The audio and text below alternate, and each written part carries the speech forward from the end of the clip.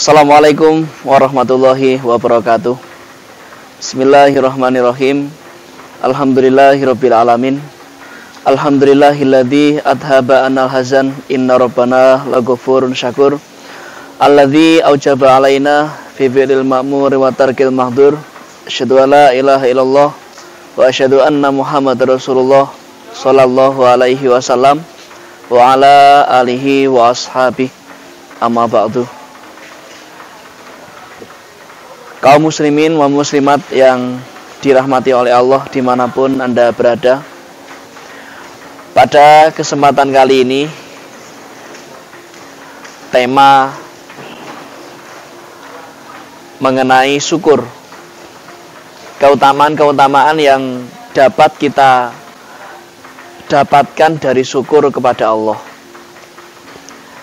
Kenapa setiap penasehat, setiap pengajian, setiap acara akan dimulai, baik itu penyampai maupun MC, itu selalu mengedepankan syukur kepada Allah. Perlu kita ketahui bersama bahwa syukur kepada Allah itu bukan hanya sebagai pelengkap, bukan hanya sekedar untuk jangkep-jangkepan, kata orang Jawa. Akan tetapi syukur kepada Allah itu adalah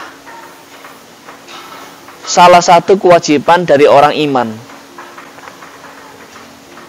Nah, kenapa kita harus syukur kepada Allah? Yang pertama, dengan kita syukur kepada Allah itu sama dengan kita menjalankan perintahnya Allah. Dalam Al-Quran, Allah telah berfirman, surat Fatir ayat 3, A'udzubillahi minasyaitonirrajim. Ya ayuhan nas, udkuru nikmatallahi alaikum. Wahai para manusia, kalian supaya ingat pada nikmat yang telah Allah berikan kepada kalian. Artinya ingat ini kita diperintahkan untuk syukur kepada Allah. Ini alasan pertama kenapa kita harus syukur kepada Allah. Kemudian yang kedua, ketika kita syukur, maka nikmat yang ada ini akan semakin ditambah. Dalam Al-Quran surat Ibrahim, Allah telah berfirman ayat 7, La in syakartum la azidannakum. Niscaya jika kalian syukur, maka aku tambah. Ini membuktikan alasan yang kedua, kalau kita syukur, maka Allah akan menambah kenikmatannya ada. Kemudian yang ketiga, ketika kita syukur, maka kita tidak akan disiksa oleh Allah. Dalam Al-Quran surat An-Nisa ayat 147, Allah telah berfirman, Ma yaf'alullahu bi'adabikum in syakartum wa amantum. Allah itu tidak akan berbuat menyiksa pada kalian. Syaratnya in syakartum wa amantum, jika kalian mau bersyukur dan mau beriman. Kemudian yang keempat, ketika kita syukur, maka Allah akan ridho, membuat Allah menjadi ridho, membuat Allah menjadi senang. Dalam Al-Quran Allah berfirman surat Az-Zumar ayat 7, wa in taskuru yardahu lakum. Dan jika kalian syukur, maka Allah ridho pada kalian.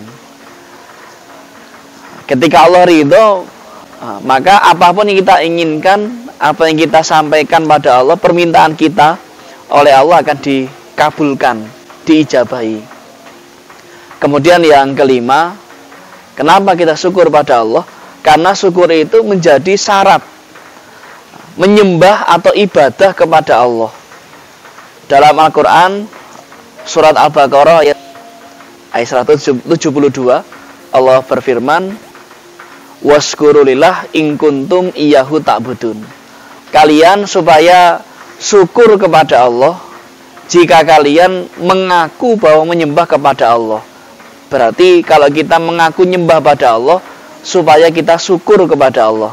Nah, berarti itu artinya bersyukur itu adalah salah satu syarat dalam penyembahan pada Allah, syarat ibadah kepada Allah.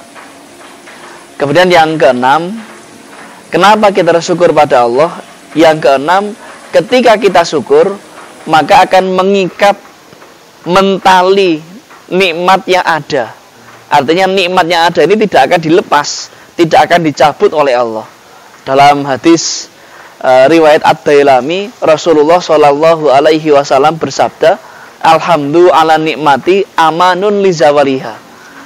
Mengucapkan alhamdulillah, mengucapkan syukur pada Allah, memuji pada Allah, itu membuat amanun li zawaliha, membuat aman terhadap hilangnya nikmat,